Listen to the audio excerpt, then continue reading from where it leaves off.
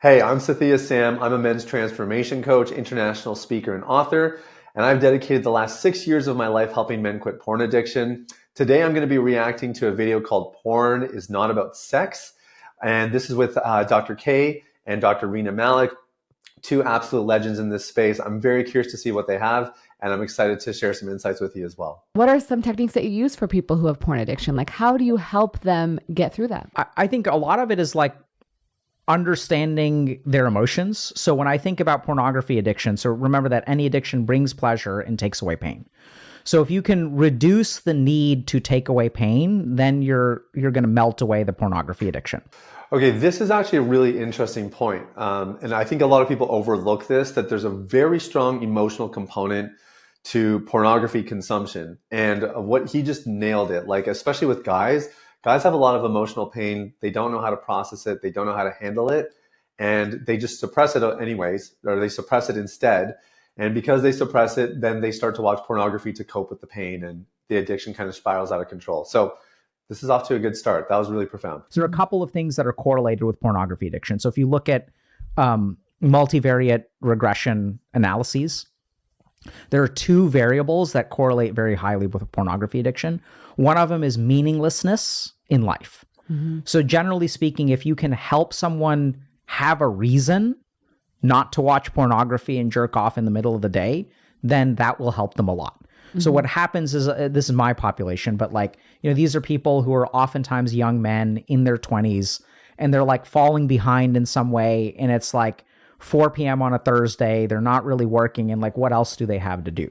Mm-hmm. So as we start building a life of meaning, like the need for pornography seems to decrease. So when I'm working with clients, I've actually found the same thing. Like, one of the first things we do in our program is we have guys create a vision board that's literally just depicting what their porn-free life is going to look like. Because again, like, when you're addicted to pornography, you've kind of messed up the visual centers of your brain. So we're trying to combat that by visualizing healthy things that are motivating, inspiring, and they're going to really want you to push forward. So this is spot on. It's a really good point. That's one thing. The second thing is that oftentimes, remember, this is emotional regulation. Mm-hmm. And people will have a lot of stored emotions from things like traumatic experiences growing up, romantic relationships, all kinds of other stuff. So as we metabolize that storehouse of emotion, it becomes easier to manage emotions from day to day. They're kind of like built up, and your mind kind of stores them in the subconscious.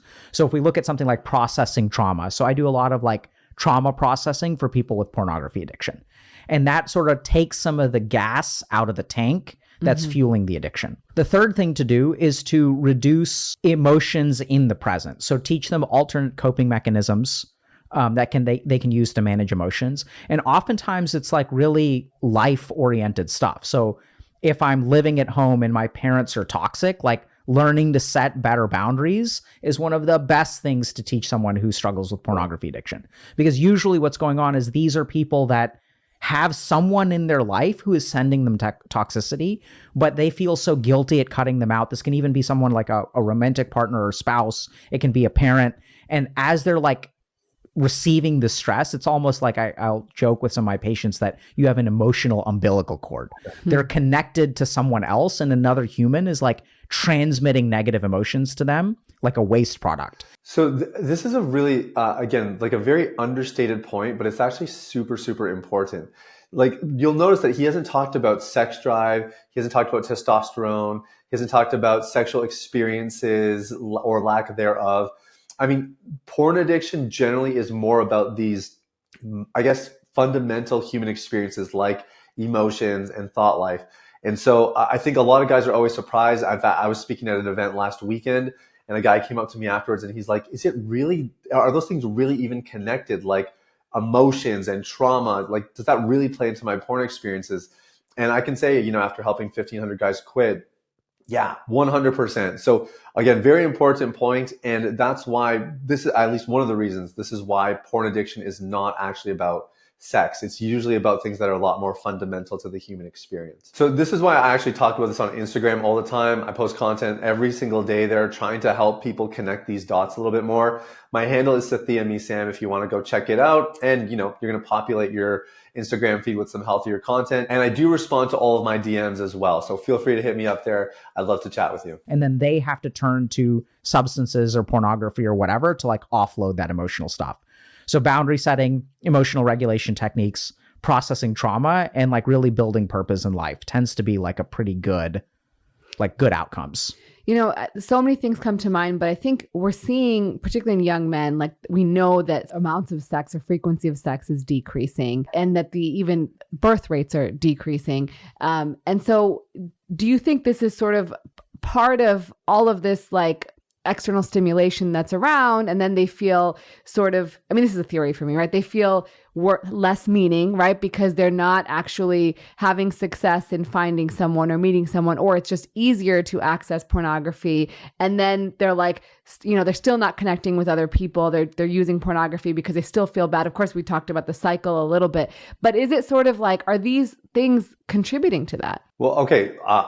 I have a thought about this because I actually just interviewed one of the world's leading urologists on my podcast, and we got into this conversation and we were talking a little bit about the importance of spiritual life to provide something meaningful. It's interesting, like Dr. Rena's talking about relationships. I think when you're talking about men, another big source of purpose is their career or, their calling in life, all very important. But I do think that spiritual component is like paramount. Like if you're really trying to find meaning in life, you can't just pull something out of thin air and say, this is going to motivate me. And I do think, like, again, family and like close relationships, I get it. Very, very important and even kind of innate to men. We're wired to procreate and to build a family and protect our family. But at a more fundamental level, we're actually called to connect with God, to commune with him. And I think that's where, at least our client base, that's where they get a lot of their purpose, is through their spiritual connection. So I'm curious to see what Dr. K has to say, but I think that's a really important point here. Like, meaning, are we seeing people get porn addiction because they're either having stress in their life? So say they're not coupled with somebody, say they are trying to meet people, but they're having difficulty because I think the dating world has changed, right? With dating apps and how people communicate and meet each other. It's very different from when you and I were younger. And so I think that is a very different sort of place to navigate. Like, women are looking for a certain kind of man, and if you don't fill that category, you are immediately filtered out, right? So women are dating the top 5-10% of men, are trying to aim for them, and then there's a lot of men who are not having success in meeting women. Yeah, so it sounds like you have a theory that that's at play, and I think that's completely reasonable. So let's just play around with that a little bit. So the first thing is that, this idea that women are dating the top 5 to 10% of men. I assume you're talking about like Tinder statistics. Yeah, like those. Because that's where you can filter by height and by Yeah. So I think that there's a couple of interesting, like, once you really look at the data, which I don't know if you have, but I'm sure anyone who's trained in statistics. So when they say they're dating the top 10% of men, there's this idea that one dude is dating like 9 women, whereas that's not usually what happens. Right. So if you look at something like Tinder, it's like a 7 to 9 men to 1 woman like ratio. So when they say they're dating, it's still oftentimes one dude is dating one guy, or maybe people are kind of at the top, but like there's such a lopsided gender ratio that it's still like closer to 1 to 1 in some ways. It depends on the studies that you look at and stuff like that. So I think that this creates this idea that a lot of men have that, like, oh my God, there's like these chads at the top that are like banging lots of girls. Yeah. I don't think the reality is quite like that when you really look at the statistics. So that's one piece. But I think another thing to really consider that I think you kind of hit the nail on the head is that it is harder for men and women to find a good match. So this is really interesting. It's not that I disagree with it. I think if we're talking about pornography addiction, this isn't really that relevant, because whether you're single or married, you can quit pornography. Like it's not like you have to find somebody in order to experience freedom from the addiction. Pornography is an intimacy disorder, but the way you experience intimacy doesn't have to just be romantic. It can be in friendships. It can be in your relationship with God. There's a lot of different ways. And so I would say, generally speaking, like, not that anything they're saying is untrue, But I think if you're a single guy and you're watching this and you want to quit pornography, just know, like, you don't need to get into a romantic relationship to quit porn and to set yourself up for success. I quit porn when I was single. And to be honest, a lot of our married clients have a much harder time quitting pornography than our single dudes. And even the data would suggest that if you quit while you're single, the effects on your sex life and your future relationships and marriages and all that are minimal, almost non-existent. So if you're single, leverage this season. This is your chance to get free, and you're going to be set up for success in your future relationships as well as a result. Hey, thanks so much for watching. If you enjoyed this video, make sure you like and subscribe, and let me know in the comments below what you thought. I'd love to hear from you.